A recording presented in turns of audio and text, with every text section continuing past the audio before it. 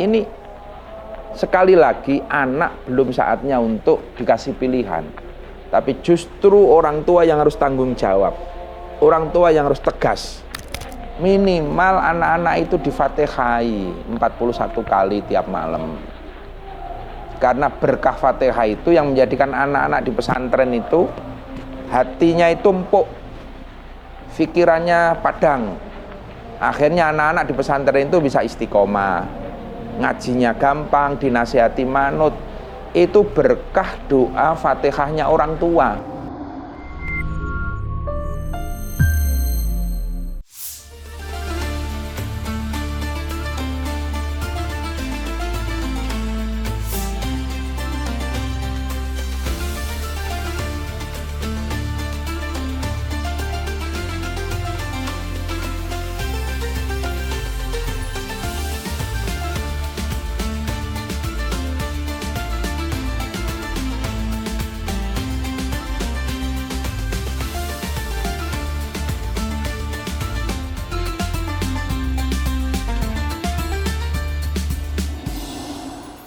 Assalamualaikum warahmatullahi wabarakatuh. Kembali lagi di segmen Limswan persembahan Lim Production. Kali ini kita sudah sampai di kediaman beliau Agus Yusuf Khudori di Pondok Pesantren API Tegalrejo Magelang. Kali ini kita seperti yang sudah akan membahas beberapa hal yang menarik. Abu Mon. Ya, mungkin seperti biasanya kita akan membahas mengenai pengalaman beliau mondok ketika di Lipui. Assalamualaikum Gus. Assalamualaikum warahmatullahi wabarakatuh. Mohon maaf, ini kami dari Lim Production, Lembaga Ittihadul Mubalighin Pondok Pesantren Lirboyo, niat sowan ke sini, niat mengganggu waktunya. Mohon maaf di balik kesibukan kita. Mungkin yang akan kami tanyakan, adakah Gus cerita-cerita menarik atau pengalaman khusus ketika mondok di Lirboyo? Iya, kalau dikatakan khusus saya rasa juga enggak sih. Saya sebagaimana santri-santri yang lain. Jadi waktu itu saya lulus SD tahun 84. Begitu lulus SD diperintah sama ibu untuk berangkat ke Lirboyo. Ya sebagaimana anak-anak kecil di pesantren, ya kerjaannya masih sering main-main aja gitu loh. Setahun, 2 tahun, 3 tahun ya. Yang penting kerasan itu kalau dulu gitu kan. Ya alhamdulillah pelan-pelan, meskipun ya pertama pasti ada, kalau bahasa hari ini ya kaget lah. Shock ketika dulu di rumah tidur sekamar sendirian, tiba-tiba saya datang ke Lirboyo. Saya kamarnya itu kan di bawah Duet itu, di Sinar, ya bawah Al-Ihsan. Itu waktu saya datang sana itu satu kamar sekitar anak 14, 15 lah. Ya mungkin bagi masyarakat awam agak kaget. Kamarnya ukuran paling 3 kali 4,5. Dia diisi anak 15. Ini nanti tidurnya kayak apa itu kan? Bayangannya itu kan awal gitu, nanti tidurnya kayak apa. Nah, jadi dulu itu ya awal itu semacam kayak wiridan lah. Tiap mau tidur itu pasti nangis. Kan teringat rumah, teringat apa itu. Jadi sering saya katakan sekarang ke wali santri, kalau anak-anak sampean di pesantren itu nangis, nggak usah kaget. Itu lagu wajib. Santri baru itu harus nangis itu loh. Nangis dulu. Karena saya ngalamin waktu itu. Sebulan 2 bulan itu tiap mau tidur, karena tidur kan kadang di kamar, kalau kamar udah penuh ya di Al-Ikhwan itu, Al-Ikhwan sama teman-teman itu kan kamar paling buat tidur 5 orang udah penuh. Terus kalau mau mandi, kalau sekarang sih udah enak. Dulu zaman saya itu nyenggot itu, Nyenggot. iya, pakai timba terus ada bambunya, dibanduli watu itu. Lah kalau anak kecil-kecil itu nyenggot bisa katut itu. Itu dulu. Kalau sekarang saya lihat Lirboyo alhamdulillah sudah lebih enak lah daripada dulu. Tuh, terus kita juga masak sendiri. giliran sama teman-teman. Ya baru sekarang saya merasakan bahwa ternyata banyak yang kita dapatkan di pesantren. Selain yang kita dapatkan dari kitab, textbook, tapi justru keseharian. Kita di pesantren itu dilatih mandiri. Anak-anak itu mandiri, ngatur jadwal tidurnya sendiri, mulai belajar mencuci sendiri, masak kalau hari ini mungkin udah nggak begituan ya. Dulu masak kita giliran, akhirnya kita bisa nyambel, bisa apa itu. Berangkat dari situ, itu hal yang kelihatan sepele tapi penting gitu loh. Belajar hidup mandiri itu. Terus yang kedua kita dilatih untuk terbiasa antri, sabar itu loh. Itu dulu kalau kita mau mandi itu antrinya bisa setengah jam. Antri deret setengah jam. Lebih lama antrinya daripada mandi. Daripada mandi ya. Antri itu bukan antri langsung masuk kamar mandi, antri nimba, baru setelah nimba masuk ke kamar mandi gitu loh. Masuk ke kamar mandi. Kalau sekarang antri kan antri langsung masuk kamar mandi. Nah, itu artinya santri itu memang dilatih untuk berjuang, sabar dalam meniti proses. Ini yang kadang tidak dimiliki anak-anak sekarang. Semuanya itu kan serba instan. Nah, santri itu sejak di Lirboyo kita dilatih untuk sabar, antri. Proses ini harus dilalui. Ini penting. Juga yang tidak kalah penting, saya itu masuk Lirboyo kayak orang kampung masuk Jakarta. Dari nggak kenal siapa-siapa, akhirnya kenal teman dari berbagai daerah. Dari Madura, dari Cirebon, dari Jakarta, dari luar Jawa. Bahkan waktu itu dulu ada yang dari Malaysia, Thailand. Itu kan artinya kita belajar bermuasaroh, bersosialisasi. Itu yang tidak kita dapatkan di luar pesantren. Belajar bermasyarakat, belajar meniti proses, terus kita dilatih mandiri. Semuanya ada di pondok pesantren. Dan juga tentu kesabaran dari para masyayikh ini yang luar biasa. Dulu Allahu yarham Mbah Kiai Idris Marzuki, luar biasa sabarnya ngadepi santri ribuan dengan berbagai macam pola tingkahnya. Itu luar biasa Mbah Kiai Idris itu. Sabar, istiqomah, hanya jamaah ngaji. Itu yang kita rasakan betul berkahnya hari ini. Juga waktu itu saya masih zaman Gus Maksum. Itu juga Maksum Jauhari itu dengan pagar nusanya teman-teman. Ya, saya merasa semuanya saya dapatkan di Lirboyo. Karena saya lama di Lirboyo, saya 85 sampai 94. Mulai ibtidak sampai alhamdulillah bisa selesai hatam aliyah. Jadi setelah itu saya masih mondok lagi di Purwokerto 2 tahun, terus di Kebumen 1,5 tahun. Ya bisa dikatakan 90% produk Lirboyo lah. Yang lainnya melengkapi. Ya alhamdulillah berkah Lirboyo, tempaan Lirboyo, ilmu dari Lirboyo meskipun sedikit yang saya terima, sekarang alhamdulillah bisa kita manfaatkan untuk bekal khidmah kepada para masyayikh, bekal khidmah kepada NU, khidmah kita kepada pesantren. Itu semua saya dapatkan dari Lirboyo. Gini Gus, jadi kan jenengan di Lirboyo itu sangat lama sekali, sampai setelah Lirboyo pun masih mengenyam pendidikan di berbagai pondok pesantren. Mungkin pola apa sih yang diterapkan oleh Allah yarham Simbah Yai Khudari sampai jenengan itu dari gak kerasan sampai kerasan? Ini kan banyak sekarang itu yang di pondokan pulang lagi atau gak betah, nangis, dijemput lagi orang-orang. Dengan dasar kasihan gitu di pondok.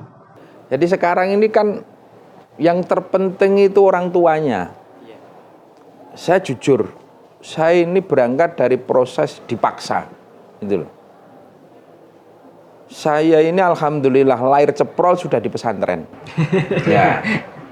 Lahir ceprol ibaratnya sudah jadi anak santri.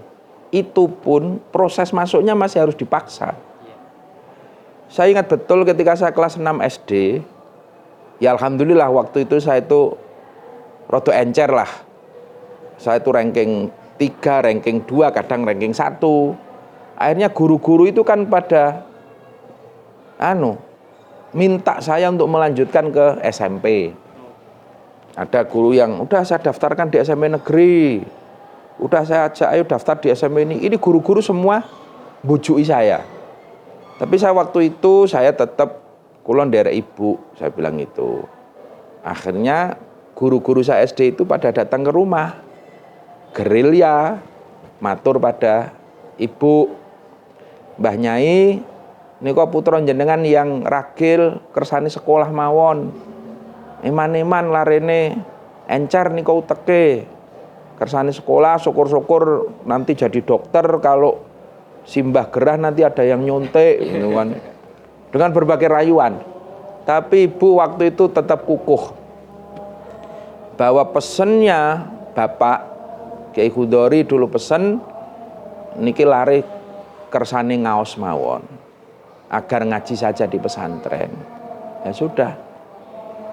Maka waktu itu saya ditanya sama ibu, wis rampung le sekolah, sampun. Wis toto-toto, sesuk mangkat nang Lirboyo gitu loh.